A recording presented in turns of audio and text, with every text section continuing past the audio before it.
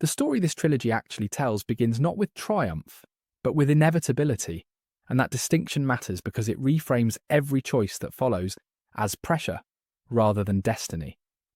From its opening moments, the narrative language signals erosion rather than ascent, and the visual grammar reinforces decay in institutions that still believe themselves heroic. The tone is mournful, even when the music swells, and victories are declared because each win plants the seed of something more corrosive. This is not a heroic ascent temporarily interrupted by darkness, but a slow tightening of moral constraints that leave fewer and fewer exits. The tragedy is that everyone involved believes they are acting reasonably until reason itself becomes a tool of control.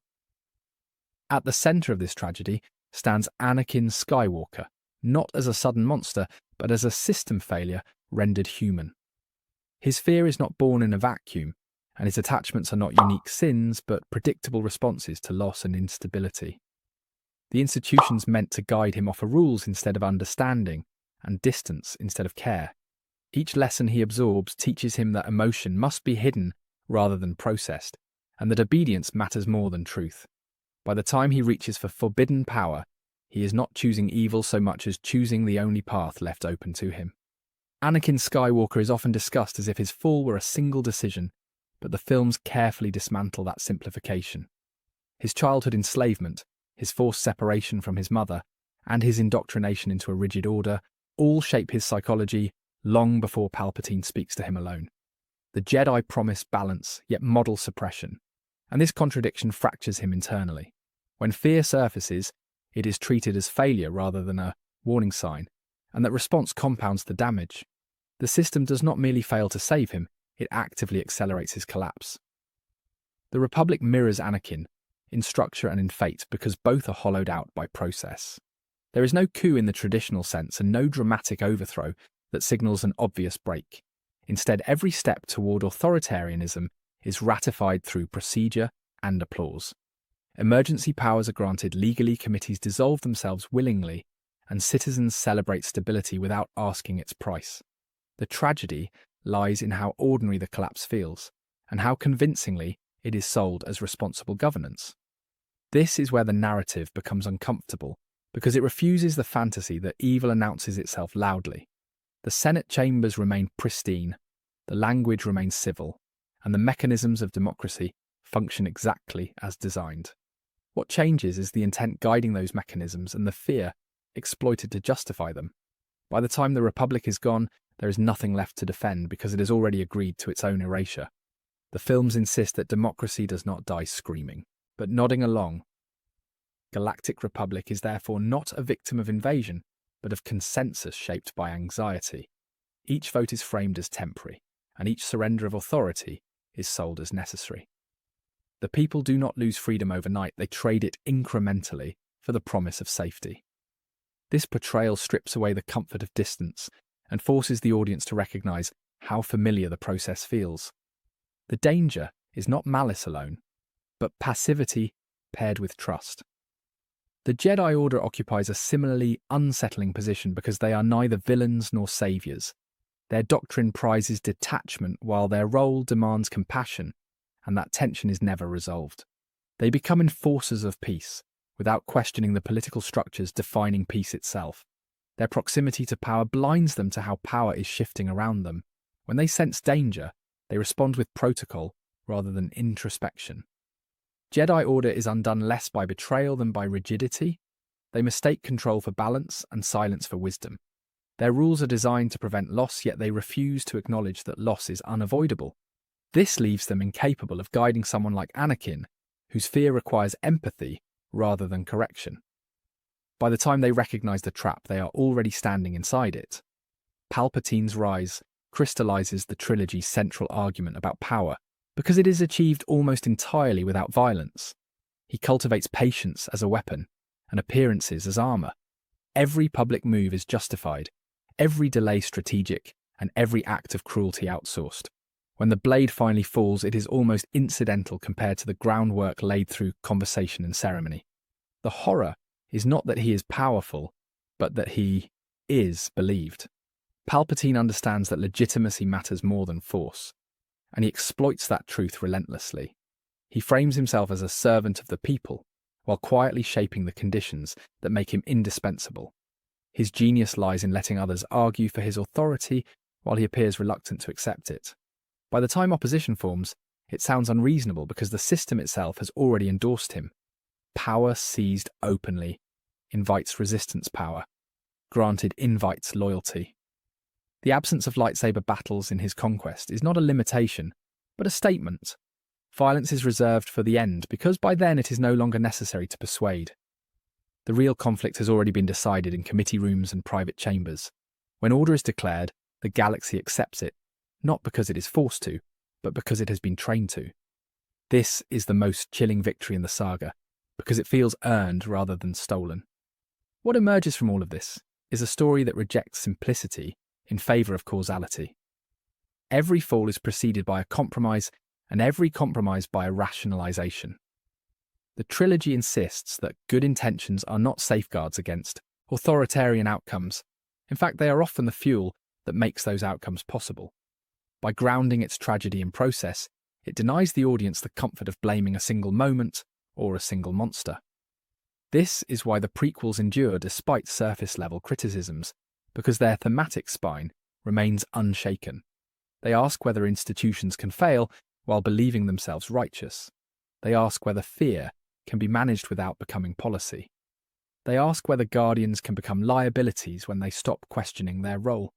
These are not speculative questions within the narrative, they are its foundation. The first movement of this analysis closes where the films themselves quietly insist we look not at spectacle, but at structure. The tragedy is complete long before the lava burns or the armour seals shut. What matters is not that darkness wins, but that it does so logically. Every step makes sense until the destination is revealed, and that realisation prepares the ground for why this story continues to matter far beyond its own era. What this tragedy ultimately does is retroactively reframe everything that follows it, and nowhere is that more evident than in how it reshapes the original trilogy into something heavier and more fragile. The rebellion is no longer a clean moral counterweight, but a response to institutional ruin that was preventable. Hope is not abstract optimism, but an act of defiance against systems that once promised order. Every victory feels borrowed, and every loss echoes backward into decisions that could have gone differently. The galaxy we meet later is not broken by chance, but by design. When we first encounter Darth Vader in the original trilogy, he appears as an icon of menace, rather than a figure of loss. The prequels strip away that mythic distance and replace it with context that is deeply unsettling. His armour becomes less a symbol of power, and more a coffin built from choices made under pressure. Redemption works not because it is spectacular, but because it is improbable. The weight of what was lost gives meaning to what is regained. Darth Vader is therefore not redeemed in spite of the prequels, but because of them. Without the slow erosion of Anakin Skywalker, his final act would register as a narrative trick rather than a moral rupture. The audience understands the cost of that moment, because they have watched the long road away from it. Redemption is not absolution, but interruption. It matters precisely because it comes so late. This expanded context also transforms Luke Skywalker's journey into something more deliberate than simple heroism. His refusal to kill Vader is not naivete, but an informed rejection of the cycle that created him. He has seen what obedience without empathy produces, even if only through fragments and legacy. The prequels give Luke's mercy teeth because it stands in direct opposition to institutional logic. Compassion becomes the rebellion's most subversive weapon. Beyond character, the prequels establish a narrative template that modern Star Wars continues to draw from, whether consciously or not. Long form arcs, political tension, and moral ambiguity all trace back to this era. Conflicts are no longer resolved through singular victories, but through accumulated consequences. Institutions matter as much as individuals, and often more. The galaxy feels governed rather than chaotic, and that grounding gives later stories weight. This is why even projects that attempt to course correct tone or dialogue still inherit the prequels' structural ambitions.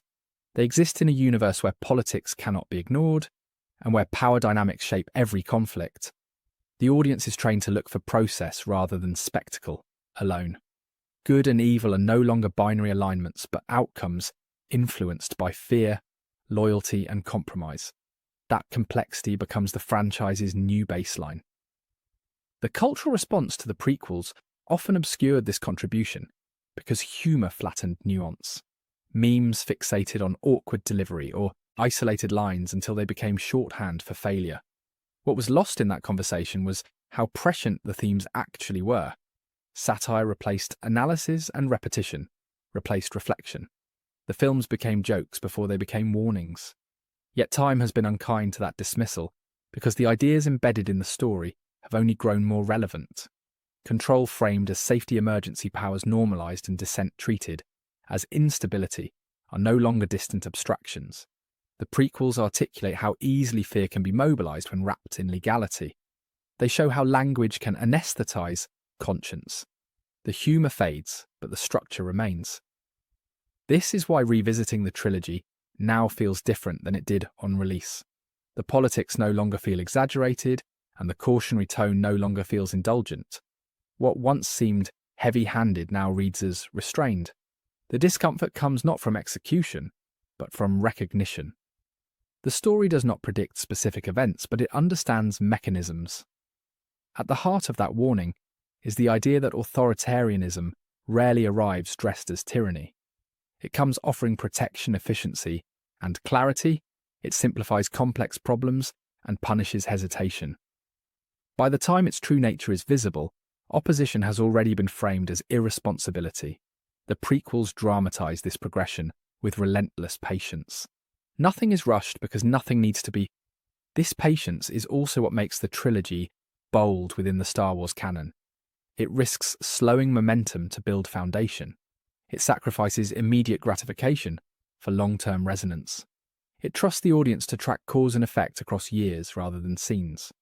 That ambition is operatic not because of scale, but because of commitment. Few franchises would dare let their central saga end in deliberate failure. That failure, however, is not nihilistic. It exists to make hope meaningful rather than assumed. The rebellion matters because the fall was earned. Victory matters because loss was systemic. Individual heroism matters because institutions failed. The prequels insist that optimism without vigilance is hollow. Hope must be active, or it becomes permission. In this light, the trilogy stands as proof that Star Wars can stretch without breaking. It can interrogate its own mythology and survive the process. It can risk discomfort in service of depth. It can tell stories where the lesson is not how to win, but how to notice losing early enough to change course. That willingness to challenge itself is the franchise's greatest strength. What ultimately endures is not any single performance or line reading, but the architecture of the narrative. The slow collapse, the misplaced trust, and the cost of silence linger long after the credits. These films do not ask to be loved immediately, they ask to be understood eventually, and understanding them reframes everything that follows. The tragedy at the centre of this era does not diminish Star Wars, but deepens it. It gives gravity to redemption context, to rebellion, and meaning to restraint. It reminds us that the fight is not only against villains, but against complacency. In doing so, it proves that bold ideas, risky tones, and operatic ambition are not departures from Star Wars, but expressions of its core. That is why this story still matters.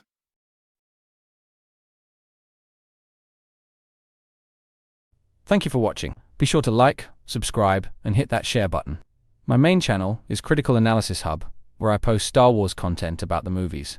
My secondary channel is Critical Analysis Hub Plus, where I focus on the shows of Star Wars. And my third channel is Critical Analysis Hub XP, where I post comic books. Be sure to take a moment and check them out. Thanks, and may the Force be with you.